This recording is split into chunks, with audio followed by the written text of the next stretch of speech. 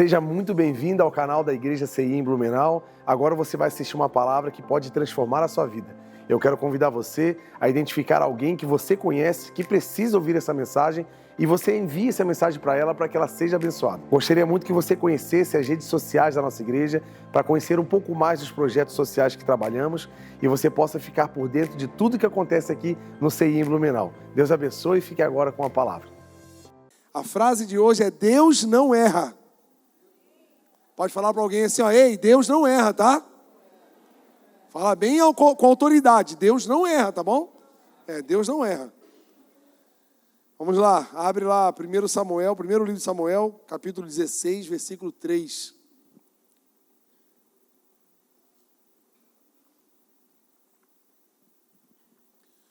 Aqui é Deus falando com o profeta Samuel, tá bom, gente? Deus falando assim, ó: convide Jessé para o sacrifício, e eu mostrarei a você o que fazer.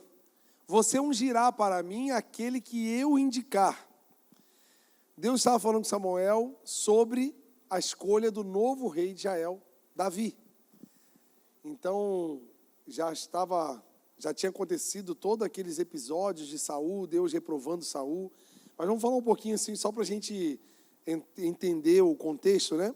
Em primeiro lugar, a gente aprendeu por muito tempo que Davi era aquele homem segundo o coração de Deus. Esse termo, homem segundo o coração de Deus, a gente vai encontrar em Atos. Em Atos é falado isso, não é falado isso aqui nos livros de Samuel. Mas esse termo, a gente pode errar na interpretação desse termo, porque não era o coração de Davi que era o coração de Deus. Essa frase, o homem segundo o coração de Deus, se eu pudesse trocar algumas palavras, é o homem segundo a vontade de Deus para aquele momento. Foi Deus escolhendo a pessoa, porque Saul foi escolhido pelos homens. Eu vou contar aqui um pouco de como aconteceu a entrada, o ingresso de Saul como rei, que foi uma escolha humana. Então Davi agora, esse momento, esse episódio, é agora Deus escolhendo. Por isso que é um homem segundo o coração, é a vontade de Deus. Não é que Davi tinha uma estrelinha a mais, ele era alguma coisa. Não, Davi era um homem pecador como eu e você, falho, limitado. Infelizmente teve episódios muito terríveis na vida dele, de praticamente um assassinato, né? Ele colocou o marido da Betseba na frente da linha de batalha, justamente para ele ser morto numa batalha, para liberar a esposa, para ele poder ficar com a esposa dele. Ele adulterou com Betseba, ele teve uma criação dos filhos muito, muito difícil, assim, os filhos tiveram muitos episódios complicados também, então ele teve muitas falhas, né? A questão de Davi, que é muito importante para eu e você aprender, é que Davi, pecador como nós, ele sabia buscar o perdão de Deus, porque Deus não errou em escolher Davi. Porque Deus sabia que se ele pecasse, à medida que Davi pecasse, Deus tinha uma medida maior de perdão. Porque onde abunda o pecado, superabunda a graça. Então, apesar da fraqueza, limitação, fragilidade de um homem normal como Davi, Deus tinha uma medida maior de perdão para entregar. Cabe a nós, como a Davi, buscar e acessar esse lugar em Deus. Que às vezes eu e você temos dificuldades em relação aos nossos pecados. Algumas pessoas, quando pecam, quando caem em alguma área da vida, elas têm comportamentos diferentes. Umas se afastam, se escondem de Deus. Como Adão. Adão caiu, o que eles fizeram? Se esconderam. Deus ia lá para o Éden, para o encontro diário que ele tinha com Adão. Adão, onde é que você está? Você não está no lugar onde a gente sempre se encontrou. Ele estava escondido, é o comportamento de Adão, de se esconder. Então, alguns de nós, quando fazemos algumas coisas, né, que não agradam a Deus, primeira coisa, a gente já não vai na igreja, não vai no culto. Então, quando a gente serve, eu não vou servir a semana porque eu estou mal, e a gente começa a se esconder, e a gente esquece do acesso livre que nós temos ao perdão do Senhor. A esse acesso, como Paulo diz, acessar com ousadia esse lugar celestial no Senhor, que o Senhor garantiu para mim e para você através de Jesus. Estão entendendo? Amém, gente? Tem outro comportamento também, que é aquele comportamento da religiosidade misturado com orgulho, que é aquele assim, não, eu estou em pecado, então eu vou me acertar primeiro, eu vou começar a me sentir santo, quando eu me aprovar, eu me exponho novamente. Então a pessoa fica naquele ciclo de ela se aprovar, ela tem que validar a vida dela para estar diante do Senhor. Então, às vezes isso pode demorar anos para você se aprovar, e a vida está passando, o tempo está passando, você poderia estar desfrutando do perdão de Deus, do acesso ao Pai, mas por orgulho ou por religiosidade. Nós, às vezes, nos afastamos e nós não queremos. E a religiosidade também traz outro problema, que é aquele que faz o seguinte, a pessoa some, ela vai para longe porque ela não se sente limpa o bastante, ou qualificada o bastante para estar diante de Deus. Também tem outro comportamento, que é aquele que, já que eu caí no pecado, eu vou me afundar, vou chafurdar no pecado. Eu vou entrar na lama de cabeça, vou enfiar o pé na jaca. Também tem esse comportamento. Tem algumas pessoas que acabam se envolvendo em alguma área da vida e entendem que já que está naquele lugar, eu vou me jogar mais ainda. Mas Davi não teve nenhum desses comportamentos. Davi era aquele que se humilhava e acessava o perdão do Senhor e encontrava, porque aquele que confessa seu pecado, ele é digno de misericórdia. Ele acessa e acha, aquele que busca, ele acha o perdão. Então, eu quero dizer para você, busque o perdão do Senhor para a sua vida, porque é o único jeito de arrumar a nossa vida é com o perdão do Senhor, gente. Não tem outro jeito, não tem outra fórmula, não tem uma receita, não tem um método que faça eu e você ser transformado a não ser acessar o perdão de Deus. E isso é tão sério que o próprio Deus enviou o Filho dele para morrer por nós, para perdoar os nossos pecados. Isso é muito sério e precisa ser levado a sério. Amém, gente? Então, Davi foi essa pessoa, né? E Israel estava em crise. Agora vamos voltar um pouco a fita, lá antes de Saul. Por que Saul entrou na história? Por que entrou essa monarquia no povo de Israel? Antes da monarquia, existia o governo através dos profetas, que era a representação de Deus governando o povo. O profeta era a voz de Deus. Então, praticamente, era o governador do povo, só que era um governo num viés espiritual. Era Deus governando, mas Deus usando alguém. E estava tudo ok, gente. Se você ler ali capítulo 8, ali em diante, não vou lembrar agora de cabeça, mas era ok. O governo, através de Davi e Samuel, era bênção. Só que ele já estava ficando velho, e os seus filhos estavam já reinando no lugar de Samuel. E, infelizmente, os filhos de Samuel estavam se corrompendo com ofertas, com dinheiro, com um monte de coisa assim que não estava legal, e o povo percebeu e o povo se revoltou. Vamos ler esse texto? Abre lá, capítulo 8, versículo 5. 1 Samuel 8, 5 até o 7. Olha aqui, e o povo disse, tu já estás idoso, Samuel, e os seus filhos não andam nos seus caminhos. Esse não andam nos seus caminhos é exatamente isso. Os filhos de Samuel se perverteram, se corromperam. Escolhe agora um rei para nos julgar, à semelhança das outras nações. Quando, porém, disseram, dá-nos um rei para que nos julgue, isso desagradou Samuel, ele ficou chateado. Então ele orou ao Senhor. E o Senhor respondeu, atenda a tudo que o povo está pedindo. Não foi você que rejeitaram, mas foi a mim que rejeitaram como rei. Por isso que eu trouxe essa ideia de que quem governava era Deus, através da vida de Samuel. Então, foi colocado Saul, né, como rei a pedido do povo, pois eles queriam um rei como os outros povos. A palavra vai dizer que Saul, ele, na aparência humana, né, aos olhos humanos, ele era um homem aprovado, ele era alto, grande, forte. A palavra diz que o mais alto do povo batia no ombro de Saul. Então, assim, aparentemente tu olhava, esse é o meu rei, esse é o meu presidente, esse é o cara. E por quê? Os reis de antigamente, eles não eram reis como hoje, que é aquele monarca que só fica lá desfrutando das riquezas do reino. Não, o rei dessa época era um rei que lutava pelo povo. Ele tinha uma espada na mão, ele tinha que ter capacidade física, para ir lutar. Ele era homem de guerra.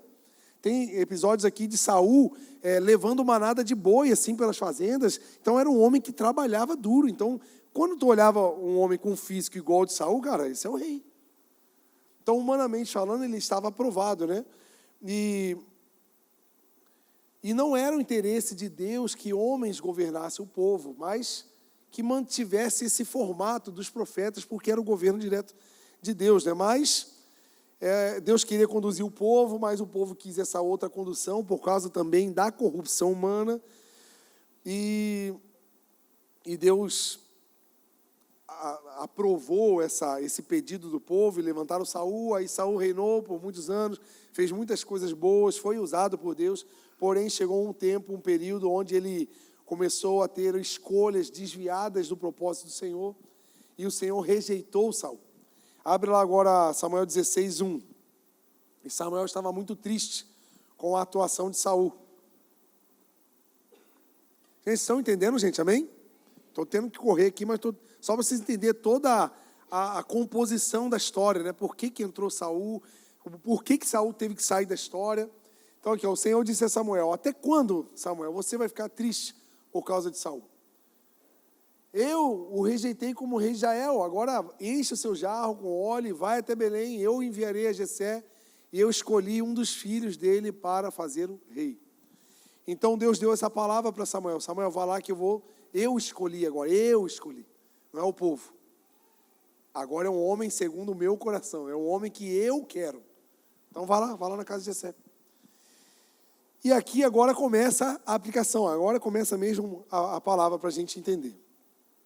Os nossos erros em relação a algumas escolhas que nós temos, porque Deus não erra, mas nós erramos. E qual é o primeiro erro que eu e você temos sobre a nossa vida com Deus? O primeiro erro que eu e você temos é porque a gente acha que o plano é nosso.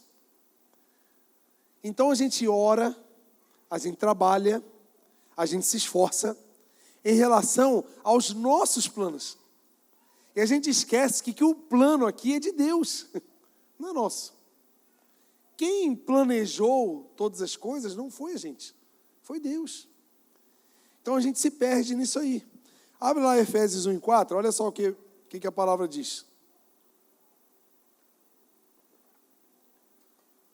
Deus nos escolheu antes da fundação do mundo. Antes de você se apaixonar pela faculdade que você faz ou fez. Antes de você se apaixonar pela profissão que você hoje exerce. Deus escolheu eu e você para um propósito eterno, não terreno. Apesar de estarmos na plataforma terrena. Por esse tempo, vamos atuar aqui. Mas o efeito da nossa vida precisa ser eterno. Mas para que eu e você possamos atingir essa meta eterna, a gente precisa surfar na onda que Deus cria e não na nossa. A gente precisa caminhar na plataforma que o Senhor criou. E a gente se perde nisso, porque a gente faz um monte de escolha. Como Samuel também. Samuel também, ele errou em algumas escolhas. O primeiro filho que apareceu, para ele escolheu. É esse. Né? Então, assim, antes de eu entrar na cena de Samuel com Jessé, o primeiro ponto que faz eu errar é isso, gente. Então, vamos pausar um pouco os nossos planos e vamos gastar um pouco mais de tempo perguntando ao Senhor quais são os planos dele para a nossa vida. Sabe por quê? A nossa vida vai começar a fazer mais sentido. A gente vai parar de correr igual um hamster na rodinha, correndo, gastando energia, suando e sem sair do lugar. Porque essa rodinha é o nosso plano. E Deus tem todo um caminho para eu e você caminhar, gente. Tem muita coisa para viver, tem muita coisa para realizar. Só que nós temos que nos dobrar aos planos dele. E os nossos até parecem ser mais legais. Até porque eles alimentam os nossos próprios desejos. Só que o que o Senhor tem para mim, para você, é muito maior do que o que alimenta apenas já nós mesmos. Estão entendendo, gente? Amém? E você vai parar de viver uma vida... Tipo assim, tem hora que eu não sei nem para onde eu estou indo, eu só estou vivendo, está no automático. Não, você vai perceber as cores, você vai entender o motivo de algumas coisas, porque você vai estar entrando, você vai entrar no lugar onde Deus desenhou para você antes. Aí o seu espírito vai identificar algumas coisas, porque hoje a nossa carne está no lugar onde o espírito não deveria. Então é uma confusão que causa dentro de nós. Por isso tanta insatisfação. Por isso que parece que a gente tem tudo e a gente não está satisfeito. Sabe por quê? A sua carne pode até estar satisfeita, mas o seu espírito não está. Então dentro de você há uma inquietação eterna, porque você está só se alimentando de coisas terrenas. Amém, gente? Vamos lá. E nós sofremos aqui. Sabe por que a gente sofre? Porque a gente não tem recurso para realizar os nossos planos. A gente tem que fazer muita força. E a gente esquece que os recursos estão na mão dele. Só que para realizar os planos dele. E às vezes você quer apostar numa corrida de asfalto, só que o teu carro tem pneu de lama. E não dá para correr no asfalto com esse pneu. Você vai derrapar, vai bater, vai capotar, vai dar tudo errado. Só que você foi feito para a lama e você quer andar no asfalto. Está entendendo, não? Você foi feito para um ambiente, mas você quer andar em outro ambiente. Esse ambiente não é o ambiente para você. E Deus tem falado muito isso. Outro erro que a gente tem, assim, é que a gente tem dificuldade de enxergar o potencial das pessoas e principalmente o nosso, porque a gente se desvaloriza, a gente se desqualifica, e por essa tendência a nos desqualificar, a gente também desvaloriza e diminui aquilo que Deus já nos deu. Porque quando eu me desqualifico, eu não estou desqualificando só a mim, eu estou desqualificando coisas que o Senhor me deu, as habilidades que eu tenho, os dons que eu tenho. Quando eu falo que eu não sirvo para nada, eu não sei fazer nada, eu estou dizendo que o que Deus me deu não serve. Porque você carrega habilidades, você carrega dons. E a gente não pode limitar os dons só dentro do campo eclesiástico, porque os dons que você e eu carregamos é para brilhar no mundo. E às vezes a gente limita a nossa vida e os nossos dons apenas aqui dentro. Então eu acho que eu devo ser um pregador, um cantor ou um líder. Não, você pode ser um grande homem de Deus no trabalho que você trabalha, na empresa onde você está plantado, porque Deus te plantou lá para você brilhar naquele lugar. E às vezes a gente limita a atuação dos nossos dons apenas em 1h30, gente, aqui é só 1h30, 2 horas de evento, e acabou, todo mundo vai para casa, e agora a missão começa daqui a pouco. E a gente não enxerga. Então vamos ver como é que Samuel se perdeu nisso. 1 Samuel 16, versículos 6 e 7.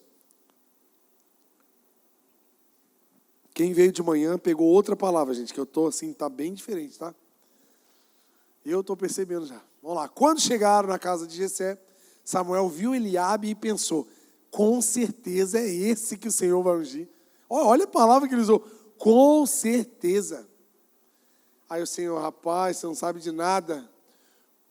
Ele disse a Samuel: você, não quero que considere a aparência nem sua altura, pois eu já o rejeitei, não é esse que eu quero. O Senhor não vê como o homem vê a aparência, mas o Senhor vê o coração. O que tinha acontecido aqui, gente? A primeira oportunidade de escolher, Samuel já errou. É igual eu e você. Por que Samuel errou? Porque ele se baseou no olhar humano. Quem era Eliabe? O primogênito, o mais velho. Então ele tinha mais experiência. Não, esse cara tem experiência. Vou escolher esse cara. Esse cara é o mais forte, já lutou outras batalhas. Ele entende de guerra. Então Eliabe tinha requisitos que, humanamente falando, eram aprovados. Sim ou não? Então é lógico que, na ótica humana, Eliabe era ok, esse aqui vai ser o rei. Só que era uma visão externa, não desaprovando a pessoa, mas não era a pessoa que Deus havia escolhido. E aqui que está um problema, porque às vezes a gente olha alguém e a gente desqualifica a pessoa. Ou então, eu já tive as duas experiências, né? Eu esperar algo incrível de alguém e me decepcionar profundamente. Que a gente olha para uma pessoa, esse cara aqui vai ser o cara, ele vai fazer coisas incríveis. E a gente vai lá, bora, vamos lá. E do nada, parece que abre um buraco e a gente entra junto. Ele abre o buraco e eu entro junto com ele. Porque deu uma decepção terrível. E o contrário também acontece. Da gente olhar para alguém e achar que a pessoa talvez não tenha uma capacidade. E quando ela começa a atuar, ela, uau, que isso, cara? Quem é essa pessoa? Olha o que ela é capaz de fazer. Porque nosso olhar é limitado. E isso também acontece com a gente. Porque a gente olha para nós e a gente fala, cara, eu não sou ninguém, eu não sei fazer nada. Mas a gente não pode. Eu aprendi na aula quinta-feira da teologia, se você não faz, venha fazer. Eu estava assistindo a aula de teologia, né? Fui ministrado ali, gente. E estava ali a nossa irmã falando sobre a língua, Tiago 3. Ela está falando assim, a gente não pode falar e desmerecer ou diminuir quem nós somos, porque nós carregamos coisas poderosas do Senhor. Apesar da gente ser, às vezes, envergonhado, ser inseguro, aí ela até brincou assim, apesar da gente estar aqui falando e o pastor está na porta olhando a gente, ela falou, eu falei, não, mano, que isso, cara, fica tranquilo. Mas ela foi corajosa em entregar a palavra que o Senhor deu para ela naquela noite. Então a limitação não vai mudar. Nós vamos continuar sendo miseráveis como nós somos. Apesar disso, nós carregamos um poder eterno do Senhor na nossa vida. E como Jesus já falou, vocês farão coisas maiores do que eu fiz aqui na terra. Então esteja preparado para isso. Sabe por que as pessoas não estão sendo talvez transformadas, curadas aí no meio da rua, famílias sendo restauradas? Sabe por quê? Não é porque a igreja, não, porque eu e você não estamos atuando. Porque se você sair daqui com fé, ousadia e coragem e falar assim, eu vou orar por pessoas, as pessoas vão ser curadas. Eu vou visitar famílias, lares e nós vamos levar restauração para aquelas casas. É só você atuar, meu filho, porque o Espírito Santo já está em você. É só você atuar. É só ir, vai. Se enche do Espírito Santo e vai. E aí? Por que não vai? Porque nós estamos num lugar de espectadores. Nós estamos apenas assistindo o espetáculo lindo que a igreja, como instituição, está fazendo. Acabou o espetáculo, acabou a música, acabou a palestra, acabou, vão embora, vão para casa, vida normal, e acabou, eu não atuo. Gente, o mundo, a criação, espera ansiosamente a manifestação dos filhos de Deus. E eu estou olhando para um monte aqui. Blumenau está aguardando, de forma ansiosa, a sua atuação. Quem sabe amanhã você pode transformar a vida de alguém. Quem sabe essa semana Deus pode te usar poderosamente, se você se posicionar nisso. Mas enquanto você ficar diminuindo quem você é, ficar rotulando você como ninguém diante de Deus, você não está falando só sobre você, você está falando sobre aquele que te enviou para esse lugar. Você está falando que Deus não foi capaz de fazer você tão poderoso assim. Será? Coríntios fala que eu e você já desfrutamos de todos os dons e todas as bênçãos espirituais para atuarmos e esperarmos o dia que Ele voltar. Porque Ele garante até o fim que eu e você seremos irrepreensíveis até a volta do Senhor. Então os recursos estão na mão dele, gente. É só eu e você atuar. Amém, gente? Então quais foram aqui alguns pontos muito importantes desse erro de Samuel? Primeiro, que ele avaliou a partir da aparência. Isso mostra a capacidade humana. E nós somos bons nisso, porque nós somos orgulhosos. Nós gostamos de ter capacidade. A gente gosta de ter poder. Porque a capacidade é poder. Eu posso fazer, eu sei fazer, eu tenho dinheiro para comprar, eu sei fazer tal coisa. E quando a gente não sabe, a gente é inseguro, a gente fica... Porque a gente não tem recurso próprio. Então a gente não se expõe. Só que não é sobre a minha potência. Que a palavra diz que o poder de Deus se aperfeiçoa na nossa fraqueza. É quando a gente percebe e é honesto o bastante para dizer o quão fraco nós somos. E o poder de Deus vai ser aperfeiçoado e vai repousar sobre a nossa vida. Então, quando Samuel olhou para Eliabe, esse cara é poderoso. Esse cara é aprovado. Porque é visão humana, gente. É lógico. Eu e você queremos ter essa segurança de olhar no espelho, você é o cara. Vá para cima. É assim que os coaches estão ensinando. eu posso, eu mereço, eu consigo, eu não sei o que lá. É uma loucura. Não, eu não posso é nada, gente. Tudo posso naquele que me fortalece. É Ele que me faz poder. É Ele que me dá os recursos. Não é eu não, gente. Eu não entra nessa não, que é enganação. Outra coisa, a gente é paralisado quando percebe a nossa falta de capacidade. Aí o que acontece com a gente? A gente se paralisa. Eu não vou fazer, eu não vou servir, eu não vou entrar, eu não vou porque eu não sei, eu não sei fazer, eu fico nervoso, eu não sei falar. A gente começa assim, né? Aí a gente vai se paralisando. Gente, o tempo está passando e a gente está paralisado porque a gente está se autodesqualificando. Eu tive uma experiência na viagem, né? Antes da viagem, eu entrei praticamente numa depressão. Aqui ela viu como eu fiquei. Porque eu não queria ir.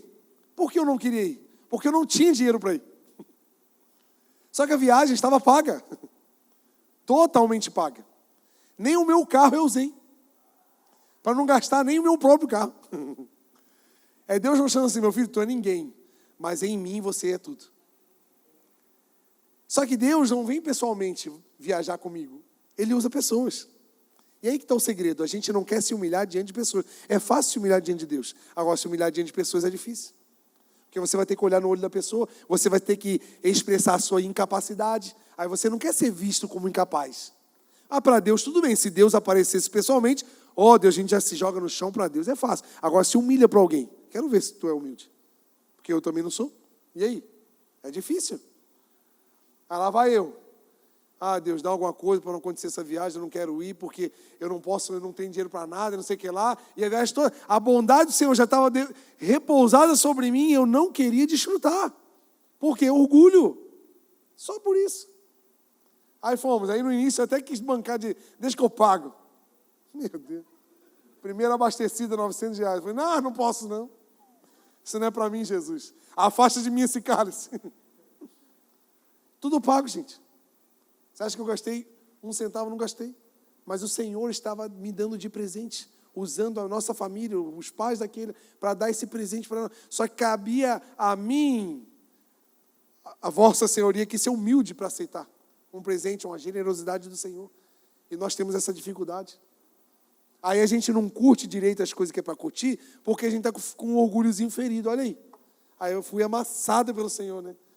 Jesus, vem em mim. Né? Só me ensinando a entender a falta de capacidade. E apesar da falta de capacidade, o Senhor está juntinho da gente. E é por isso que a gente faz alguma coisa. Estão entendendo, gente? Amém? Então a gente espera de nós uma condição de fazer as coisas. Mas essa condição não está em nós. Eu e você não podemos fazer nada, gente. Você pode fazer o curso que tu quiser. Tu pode fazer o que tu quiser. Faz o que tu quiser, ora 10 horas por dia, jejua 72 dias, faz o que tu quiser. Se você não tiver o Espírito Santo de Deus, você não faz nada. Nada. Não entra nessa. Porque a capacidade só vem dele. Não é por nós. Eliabe era o filho mais velho, experiente. Ele era alto, forte. Mas o plano de Deus não era esse. E às vezes estamos investindo em planos que nós acreditamos que são perfeitos. Não, esse plano é incrível. Eu já me frustrei um monte ano passado, meu Deus, foi um dos piores anos da minha vida diante dos planos nos quais eu mesmo criei. Deu tudo errado, tudo que eu planejei. Eu entrei em janeiro assim, meu Deus, vai dar tudo certo, esse ano vai ser incrível. E eu tenho isso, eu tenho aquilo e vai dar certo. Vocês não têm noção. Assim, era melhor nem ter pensado, que deu tanta coisa errada na minha vida, que eu falei, gente, por que eu pensei isso? Estou até agora me incomodando com as coisas que eu inventei ano retrasado, pensando que 2025 ia ser o ano da virada da minha vida. Eu falei, não, 2025 eu vou ser um cara, vou nadar de braçada. Meu Deus, cara. Porque eu criei planos, mas esse não era o plano do Senhor para a minha vida. Aí eu estou assim, reconfigurando a rota, né? Ô Senhor, fala para mim aí. Todo desbagaçado. E é assim que a gente fica, gente. Deus não está interessado, olha que interessante isso. Deus não está interessado em lançar um astro do Evangelho na terra para eu e você sermos o astro. Que isso, infelizmente, acontece muito, né? Deus está interessado em brilhar em nós e através de nós, para que a glória dele seja conhecida através da nossa vida. E às vezes nós queremos ser o astro, nós queremos brilhar. Esse é um problema sério, gente. Não é sobre o meu e o seu sucesso pessoal, particular. Não, gente, é sobre a glória de Deus em nós. Então, por isso que a gente vê pessoas com testemunhos terríveis. E que a gente vê assim, meu Deus, só podia ser a glória de Deus na tua vida, porque se não fosse Deus, você nem estaria vivo. Você sabe disso, que você já deve ter vivido algumas coisas. E você sabe que se não fosse Deus na tua vida, nem aqui você estaria. Aí está a glória de Deus, na nossa fraqueza, nos nossos dilemas, nas nossas vergonhas, que a gente precisa ser humilde para suportar e expor elas. Estão entendendo, gente? Amém?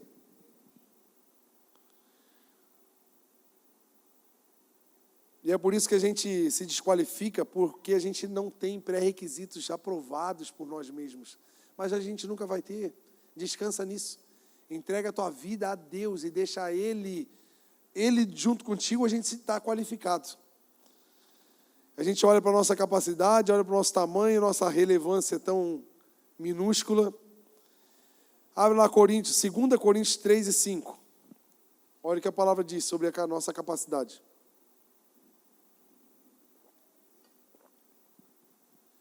Não que sejamos capazes por nós mesmos de reivindicar alguma coisa como nossa, porque a nossa capacidade vem de Deus.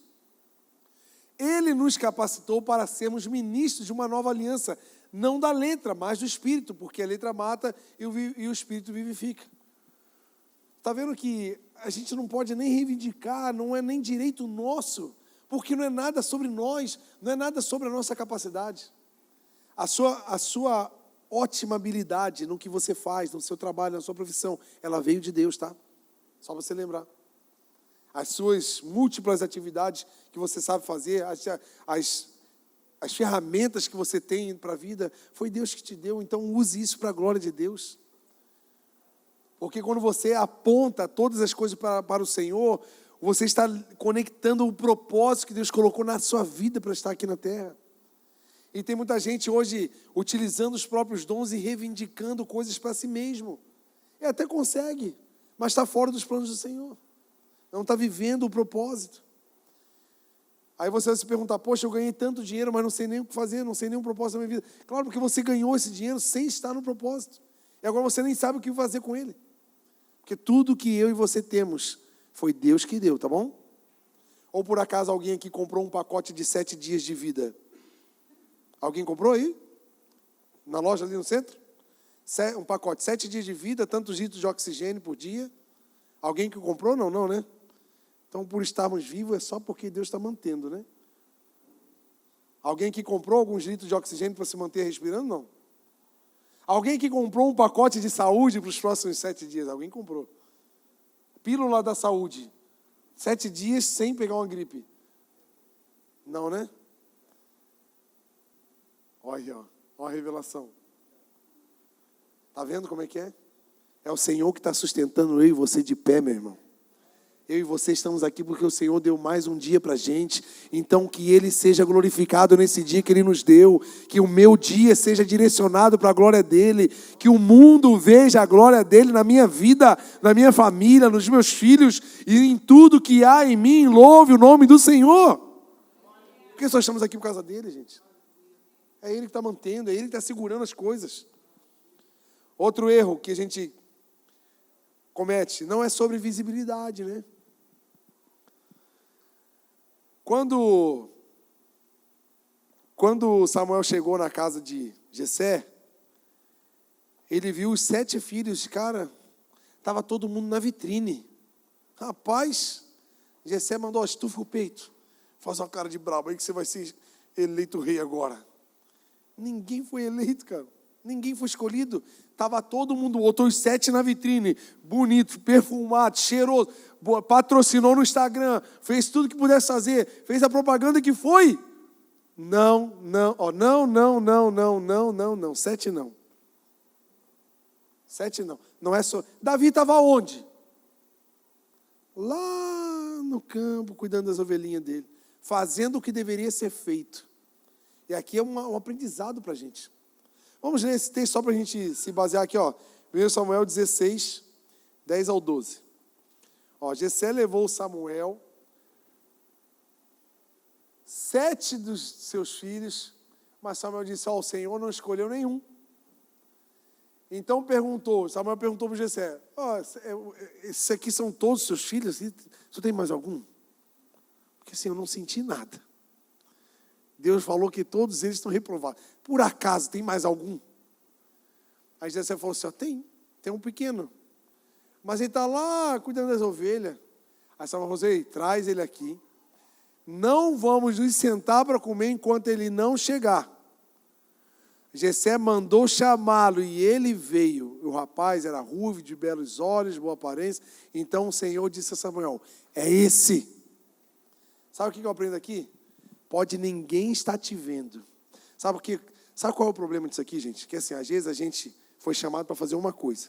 Só que aquela coisa, humanamente, talvez nos nossos conceitos, ela não é vista pelos homens. Mas era o que Deus mandou fazer. Cuidar de ovelha no campo, longe de casa. Chegou o profeta para chamar, você não vai ser visto. Era para tu estar em casa. Não, mas meu pai mandou eu cuidar das ovelhas lá longe, ninguém me vê, não tem nem sinal de celular lá, ninguém está me vendo, não passa carro, ninguém me vê. Mas ele estava lá. E às vezes eu e você, para sermos vistos, nós fazemos coisas nas quais nós nem fomos chamados para fazer. Porque a gente quer ser visto, a gente quer ser lembrado, a gente quer ser percebido.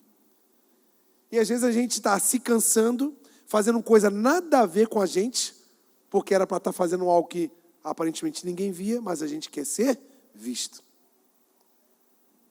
E a gente leva na cabeça, porque não tem nada a ver o que era para a gente estar fazendo. E Davi estava lá, quietinho, fazendo o que era para ser feito. Sabe o que aconteceu? Ele foi chamado pelo nome. Sabe o que eu sinto aqui, gente? Assim, o que o Senhor fala muito para mim, Deus vai chamar eu e você pelo nome. Porque ele foi chamado pelo nome. Jessé falou assim, ó, vai lá chamar Davi, porque só vamos sentar com ele aqui. Olha a importância que já deu para Davi. Sabe por quê, gente? Quando Deus vai fazer, quando Deus faz, ele transpõe qualquer dificuldade. Então assim, ó, entenda essa palavra. Se você está no seu trabalho, faça o que você deve fazer, o que você foi chamado para fazer, o que você está sendo remunerado para fazer. Honre ao Senhor naquele lugar. Ah, mas ninguém me vê, ninguém me promove, não ganha aumento. Se ninguém te vê, Deus está te vendo. E se ninguém lá te honrar, Deus vai fazer alguma coisa para você ser honrado de alguma hora. Agora o problema é que, já que ninguém está me vendo, faz de qualquer jeito, chega atrasado, não faça as coisas. Aí como é que Deus vai... Que moral a gente vai ter com Deus para Deus honrar a gente se a gente está tudo errado? Não dá, né?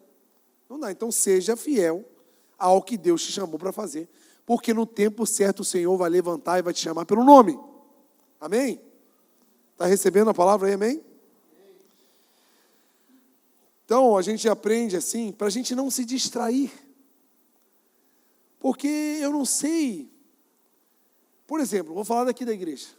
Pode perguntar para a liderança, para os pastores. Eu nunca perguntei para eles, para a gente fazer uma estratégia para encher mais a igreja. A minha preocupação é para cuidar dos que já estão. Mas eu não tenho preocupação, gente, vamos correr porque esse ano nós temos que bater uma meta de 3.000 membros. Não. Porque eu não quero ir atrás daqueles que o Senhor não vai nos dar. É lógico que é interessante que a igreja encha, que entre mais membros, como tem todo mês, vem novas pessoas, glória a Deus por isso, e amém, o trabalho do evangelho é esse, de crescimento. Mas assim, gente, não é sobre a gente eu correr atrás de multidões. A minha oração é essa, Deus, quantos o Senhor tem para a gente cuidar? É 100? Eu quero cuidar de 100 da melhor forma possível. Eu não quero 101, mas também não quero 99. Porque eu quero ser fiel àquilo que o Senhor nos dá. E às vezes a gente se distrai correndo atrás de coisas que não é para a gente. É para você, é o seu chamado, é o que o Senhor te deu, às vezes não é, e você está gastando energia, está gastando força, gastando emoções para algo que o Senhor não te chamou. E você já carrega algo poderoso, e você está desqualificando isso que você carrega, porque você acha mais legal fazer outra coisa. Está entendendo, gente? Então peça ao Senhor. Você está vendo como é que a palavra sempre aponta para Deus? Talvez você tenha que ter uma conversa boa com Deus essa noite. Para perguntar até quem você é, que às vezes você não sabe quem você é. O que você carrega. Qual é o propósito que você carrega do Senhor? Para você investir de forma mais literal a sua vida em relação ao que você já carrega. Porque você já carrega algo poderoso de Deus. Já está em você. É inegável. Não tem como, eu não posso negar isso. Então, assim, se a gente não tem influência, não tem relevância, não tem indicação, não é sobre indicação não, gente. É sobre Deus querer fazer algo em nós e através de nós. A gente não precisa de indicação, não. A gente não precisa tá na vitrine para alguém ver a gente, não. É só a gente fazer o que Deus chamou a gente para fazer, que na hora certa, onde Deus quiser botar a gente, Deus vai botar. E aí? E aí? E o reino de Deus é eterno, gente. A igreja do Senhor é dinâmica, ela tem muitas fases. E às vezes a gente fica preocupado em colocações eclesiásticas. Não, gente, não é sobre isso. Amém, gente? Então, muita gente, por dúvidas, fica distraído procurando uma nova colocação. Sabe onde eu me preocupo aqui? Pessoas que ficam assim, eu não estou gostando da minha igreja, eu vou procurar outra. Outra mais legal, outra que chame a minha atenção. Respeito, gente, meu Deus do céu. Então é livre. Se tu não quiser vir mais a partir de hoje, eu vou ficar triste, lógico. Não gostaria, mas você é livre. Só que eu me preocupo por quê? Não é sobre aonde é mais legal, onde eu acho mais interessante. É sobre onde Deus quer que eu esteja. E às vezes você vai procurar uma igreja muito mais legal que a nossa, e vai encontrar, porque vai ter. Só que às vezes não é o lugar que Deus vai te usar e tenha um plano para você. Você vai até servir, você vai fazer um monte de coisa, mas você não estará no plano onde, quem sabe você é aqui, você também não está, não sei. Você tem que saber. É você e Deus. Eu não sou o oráculo aqui também para saber todas as coisas, não, gente. Busca você um pouquinho mais a Deus. Vai ler um pouquinho mais a palavra. Vai orar um pouquinho que você vai descobrir um monte de coisa. Aí, às vezes, a pessoa está aqui, vamos dizer, dessa igreja, ocupada. Deus deu dom, Deus deu habilidade, Deus deu lugar. Aí a pessoa assim, eu estou distraído. Aí a pessoa deixa de fazer o que poderia estar salvando vidas, envolvida com o reino, porque ela está procurando cores, procurando coisas mais legais eu estou orando para ver se é o lugar. Gente, posso falar uma coisa assim, tomara que você seja inteligente para entender. Se você já carrega um dom que você já carrega, se você sabe quem você é em Deus, e você já vive o seu chamado, e Deus não falou nada diferente, continua no lugar onde você está. Continua fazendo exatamente o que você já faz. É fácil entender, gente. Não é difícil. Não precisa ser muito inteligente para entender isso. Eu estou aqui, eu cuido desse copo. Que saco cuidar desse copo, não aguento mais. Eu queria cuidar de outra coisa, queria fazer outra coisa. Deus falou, Deus trouxe um mover, não trouxe. Cuida do copo, meu irmão. Faz o que você foi chamado. Faz só isso aqui, que só isso aqui já agrada a Deus. É básico, é simples. É simples. Eu estou dizendo por mim. O meu sonho, até hoje, estava falando com aquilo. Eu e ela andamos 127 horas, eu aturando a cara dela, ela aturando a minha cara, dentro do carro. As horas que tinha paz eram as horas que ela dormia, não, brincadeira. A gente não brigou 127 horas. Aí a gente chegou em casa e começou a brigar. O problema está nessa casa, vamos trocar de casa. Porque num carro a gente não brigava? Como é que pode? Aí eu falava com ela assim, a gente botava umas músicas do Hilson, que a gente escutava 10, 15 anos atrás, assim, falava assim, meu amor, vou falar com o pessoal do Alien para fazer em uma voz, eu quero tocar essa música aqui, vou falar pro Bigu para me botar na bateria, porque assim, a minha vontade, gente, é de ser só, não que só o músico seja menor do que ser alguma coisa, não, é que eu só queria tocar, eu só queria ser um músico aqui, só. Para mim tá lindo, esse é o lugar confortável para mim. Vim pregar, gente, é uma luta, é guerra, para mim é guerra. Eu sou envergonhado, gente. Estava falando de manhã, eu estou há mais de 6 meses já na academia, agora que eu comecei a cumprimentar os professores da academia. Sexta-feira, eu falei, rapaz, como eu estou simpático, eu cumprimentei todos. Bom dia, tudo bem? Eu falei, rapaz, eu prometi para mim mesmo que essa semana eu quero cumprimentar na mão, senhor. E aí, mano, beleza? Porque eu tenho vergonha de falar com as pessoas, eu tenho vergonha de pedir desconto na loja, eu tenho vergonha se eu comer uma coxinha e vir um cabelo, eu tenho vergonha de trocar. Eu acabo de comer, cospo o cabelo para não ter desgaste. Eu tenho vergonha. Então, para mim, subir e pregar no microfone, gente do céu, não é confortável para mim. Não é um lugar fácil para mim. Para mim, estava aqui atrás de um violão, atrás da bateria. Para mim, meu Deus, delicioso. É um lugar. Só que um dia, Deus perguntou para mim: você quer ser um músico ou você quer ser um servo? Falei, rapaz, que pergunta boa, hein? Você me pegou. Porque eu achava que só sendo músico estava sendo servo. Mas era muito específico. Deus não queria que eu apenas fosse um músico. Ele queria que eu servisse em qualquer lugar. Ele queria expandir. E eu acostumado na minha Jerusalém, no meu lugarzinho de conforto. Deus querendo expandir a igreja e eu querendo ficar. Eu chorei muito, gente. Eu chorei muito. Eu tenho muita tristeza desse dia. Vocês não têm noção. Porque arrancou um pedaço de mim. Porque o meu sonho era viver até da música. É ser um músico, fazer faculdade de música e tudo. Deus arrancou de mim. Mas Ele não arrancou me mutilando. Ele plantou em mim um plano ainda maior. Só que eu tive que aceitar. E é muito difícil. E às vezes a gente fica distraído, procurando o que é legal. Posso falar um negócio para você? Pergunta para os discípulos se foi legal morrer com espada na barriga, crucificado de cabeça para baixo, apanhando até a morte, sendo carregado por um cavalo na corda amarrado assim, ó, até fora da cidade e ser apedrejado. Pergunta se foi legal. Ficar numa cadeia onde não tinha luz, era úmido, totalmente insalubre, e ser convidado com muita gentileza até uma guilhotina e cortar a tua cabeça. Pergunta se foi legal. Legal, ser legal e evangelho não combina muito, gente. Não faz muito sentido. O legal vai ser o pós. O céu vai ser legal. Porque eu e você não estaremos sozinhos, vai ter uma multidão atrás de nós. Porque eu e você se matamos aqui na terra para carregar um monte de gente para lá. E a festa vai ser grande. E o Senhor vai estar com a gente. Lá vai ser legal. E a gente fica nesse... Cara, é perigoso. E esse lugar é perigoso, tá, gente? Muito perigoso. Se encontre em Deus. Seja obediente para o que Ele chamou. Faça exatamente só o que Ele pediu. Não inventa moda e não fica querendo... Não vai porque não vai dar certo. Então Deus nos ensina a deitar nos verdes campos. O que Davi fala? Salmo 23. Ele me faz deitar nos verdes campos. E Ele me guia pela vereda da justiça.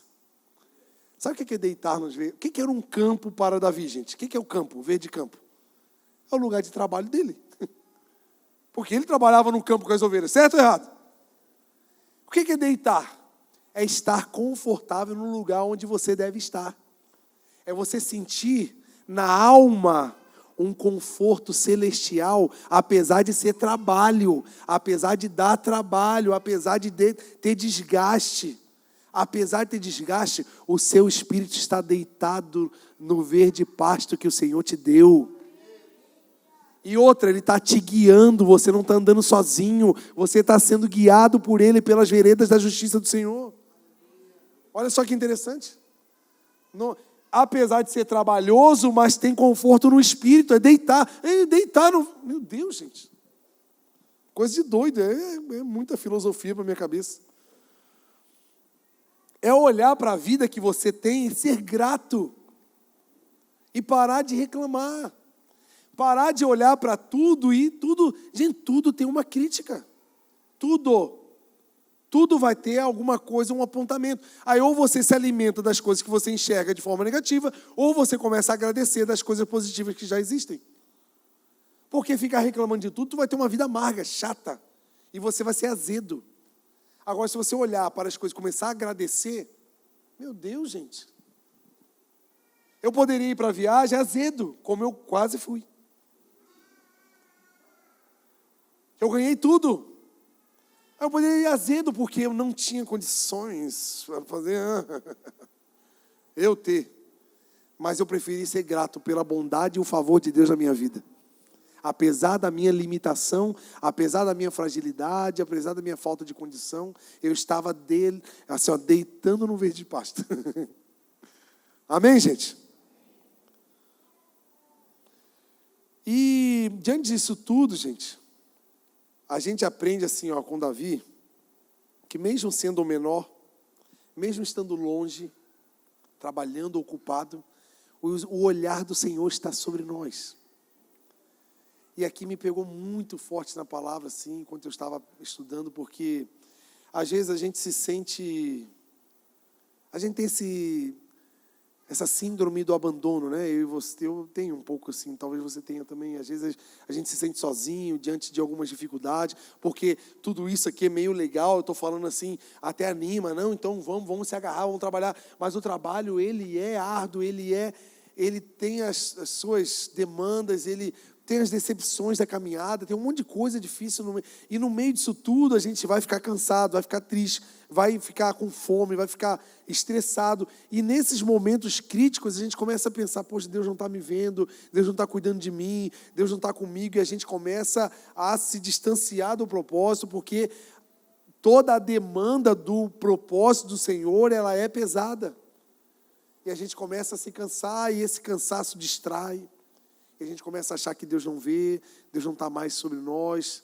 Como eu disse, né, tem vários comportamentos que as pessoas têm com o pecado e muitos deles se esconder, se isolar. Só que sabe uma palavra, se eu pudesse falar só uma frase dessa palavra inteira, a frase de hoje para mim, para você é assim, ó, aonde você for, se você quiser se esconder, ou se você estiver num lugar que você acha que ninguém está te vendo, aonde você estiver, os olhos do Senhor estão sobre você. Estão demais, gente, demais, demais. Quando eu estava assim, meu Deus, assim, foi... Eu até anotei aqui, ó, não tem como, nem se eu quiser me esconder de Deus, eu consigo. E por muitas vezes eu tentei me esconder também, né?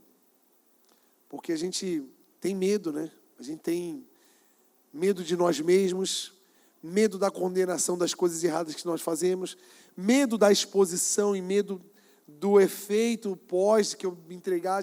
É muito medo, então é mais fácil, mais confortável me esconder. Só que Deus vem falando comigo assim, e eu quero assim, trazer para você. Acabou se esconder, tá? Agora Deus está chamando cada um de nós pelo nome. E se aonde você estiver, seja num lugar mais fundo, seja por causa do pecado, talvez se você se jogou aí durante um tempo e você se considera muito fundo num pecado em alguma área, se você estiver lá no fundo do poço, Deus está te vendo e está te chamando hoje. Se há alguma decepção, algum prejuízo muito grande na sua vida financeira, emocional, alguma área da sua vida, e você se jogou também no fundo do poço, você está perdido, decepcionado, triste, parece que você está sozinho. Deus está te vendo, está chamando hoje você pelo nome.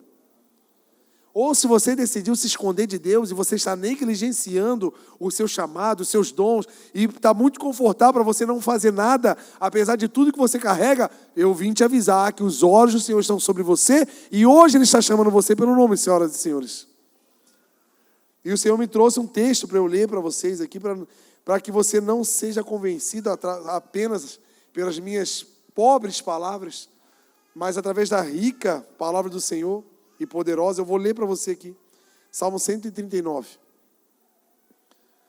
Eu quero que você receba essa palavra. Olha, não pode subir para a gente terminar. Quero que você receba essa palavra aqui, ó, isso aqui, ó. Eu estou preparando teu coração e tua mente para você ouvir Deus falando com você aqui, ó. Se até agora você acha que Deus não falou contigo, eu quero te falar que agora Ele vai falar. Olha o que o Salmo 119 diz: Deus, Senhor, Tu me sondas e me conheces. Ele te conhece, tá? Sabes quando eu me assento, quando eu levanto. De longe me percebes. E percebes os meus pensamentos. Olha só como Deus está perto, gente. Como Deus está pertinho de nós. Como Deus está olhando para a gente. Como Deus está mais perto do que a gente imagina. Sabes muito bem quando trabalho, quando descanso. Todos os meus caminhos te são bem conhecidos. Obrigado, Senhor. Obrigado porque nos momentos onde eu estou, nos dias difíceis de rejeição, de de achando que eu não sou ninguém, eu não sou capaz, o Senhor está contemplando esse dia também. O Senhor não está contemplando só nos dias que a gente está vencendo e dando tudo certo. O Senhor também está naqueles dias difíceis. O Senhor está também naqueles dias que a gente acha que nada está dando certo e eu não sei nem para onde ir. Antes mesmo que a palavra chegue na minha língua, Tu já conhece inteiramente, Senhor. Sabe aqueles dias que você não sabe nem o que orar, que está tão difícil que tu não consegue nem mais dobrar o joelho, tu não consegue, e tu só fica assim, me ajuda, Deus. Sabe, se tu nem tem palavra, tu para assim, tu só fica assim, gemendo assim, Deus conhece. Deus sabe o que está passando no seu coração, Deus conhece antes de você falar. Aí você acha que tu está sozinho, acha que ninguém... Aí por acaso você está passando por um episódio que ninguém em sua volta está te ajudando, aí você se sente sozinho. Olha o que a palavra diz: Tu me cercas por trás, pela frente, e pões a Tua mão sobre mim. A mão do Senhor está sobre você. A mão do Senhor está sobre a sua família. Você não está passando por isso sozinho. Apesar de você estar passando alguma decepção, apesar de você estar passando por uma fase difícil da sua vida, seja na vida sentimental, seja na tua empresa, calma, o Senhor não está alheio à sua situação. O Senhor não está distante, o Senhor está com a mão dele sobre você.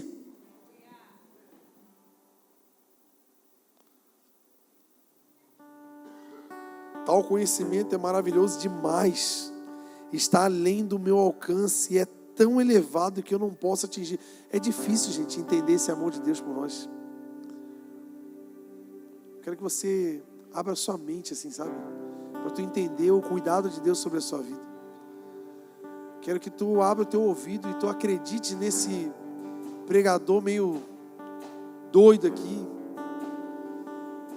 Que eu não consigo te convencer e eu sou bem tranquilo sobre isso. Eu não te convenço de nada. Mas a palavra está aqui sendo falada para você. Eu espero que você, no mínimo, use a sua imaginação para ouvir essa palavra e entender que é Deus falando para você. É muito elevado, a gente não pode atingir, gente. Para onde poderia eu escapar do Teu Espírito? Para onde eu poderia fugir da Tua presença? Para onde? Se eu subir para os céus, se você pegar um avião e voar assim, ó, e não descer mais, ficar escondido no céu, lá o Senhor vai estar. O Senhor vai falar contigo lá no céu, lá em cima. O Senhor já está te vendo, o Senhor não tem como. Se eu fizer minha cama no Seol, se você fizer um buraco na terra, fazer um bunker e se esconder, o Senhor vai estar lá. Se talvez esse buraco que você se encontra hoje é nas suas emoções. Se talvez você está tão machucado, tão prejudicado, tão decepcionado, que você está no fundo de um poço. Você já se colocou ali, você já entende que tu está ali. Se talvez você teve um prejuízo financeiro e você está assim, no fundo do poço, não pode nem se mover, não pode nem pagar uma conta, não pode nem comprar nada. Você fica esperando um milagre todo dia. O Senhor está ali. Você acha mesmo que tu está sozinho? Hoje eu vim para falar para você que você não está sozinho.